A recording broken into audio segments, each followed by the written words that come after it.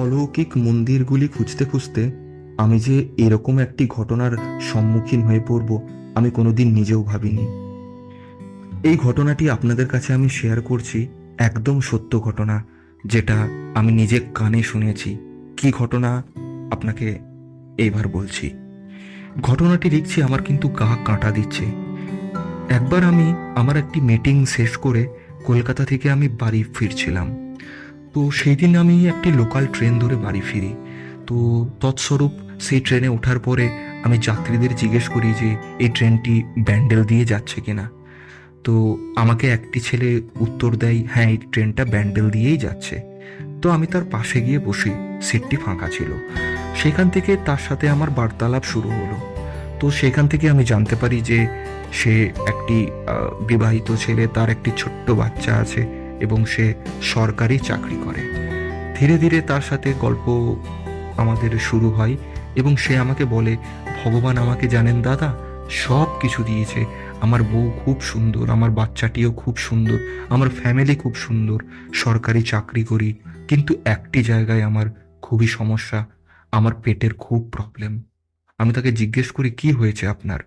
বলছে, আমার ডায়ালিসিস চলছে, প্রতি মাসে আমাকে ডায়ালিসিস করাতে হয়, আর এখন আমি ডায়ালিসিস করিয়েই বাড়ি ফিরছি।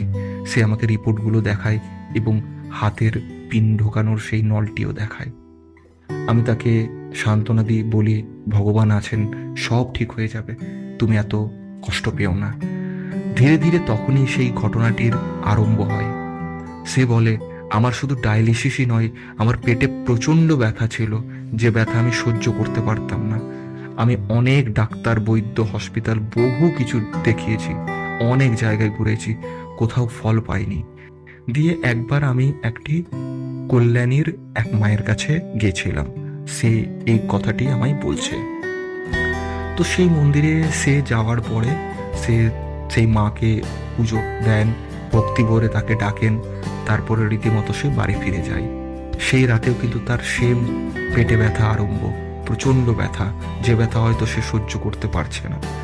তারপরে তার মাকে সে রাতের বেলা বলে, আমার পেটে প্রচণ্ড ব্যথা করছে, আমায় এক গ্লাস জল দাও, মাগো একটু জল দাও। যখন সে জল চায় তখন দেখতে পায় সে তার মা একটি গায়ে চাদর জড়িয়ে তাকে জল দিতে এসছে এবং তাকে এক গ্লাস জল দেয়।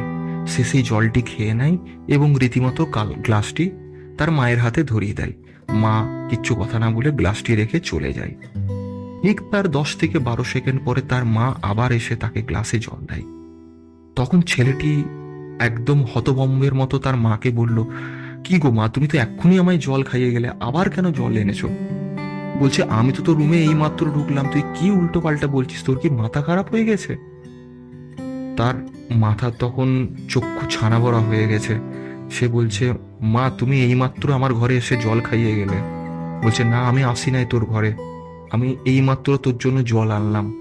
সে রাতে তো তার ঘুম হয় না, কিন্তু অলৌকিক ঘটনা হচ্ছে এইটা, তার পরের দিন থেকে তার কিন্তু পেটের ব্যথা কমতে শুরু করে।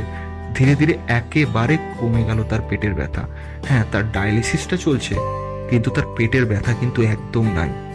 তো যেহেতু তার পেটের ব্যথা নাই, সেহেতু সে সেই কল্যাণীর মাকে আরেকবার দর্শন করতে যায়। তো দর্শন যেদিন করতে যায় দ্বিতীয়বার, সেদিন সে হতবম্বের মতো শুধু হাই দাঁড়িয়ে থাকে। সে দেখতে পায় যে সেই রাতে যে চাদরটি পরে তার মা তাকে জল খাইয়ে দিয়ে গেছিল, সেই চাদরটি মায়ের গায়ে পরানো। সে আমার হাতটা ধরলো, আমার হাতটা ধরে সেই ছেলেটি বলছে, দাদা তুমি বিশ্বাস করো, আমি শুধু অবাকের মতো তাকিয়েছিলাম আর গায়ে কাঁটা দিচ্ছিল। আমি ভাবছিলাম যে হচ্ছে কি আমার সাথে।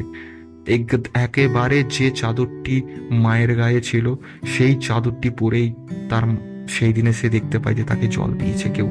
অন্ধকারের মধ্যে আবছা দেখতে পেয়েছে, ভালোভাবে মুখ দেখতে পায়নি। সে ভেবেছিল যে তার মাই হয়তো এসে জলটা খাইয়ে দিয়ে গেছে। মানে বুঝতে পারছেন কত বড় একটি অলৌকিক ঘটনা।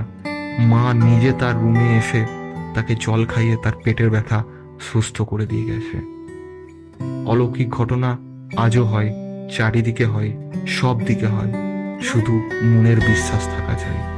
বিশ্বাসে মেলাই বস্তু, তর্কে বহুদূর।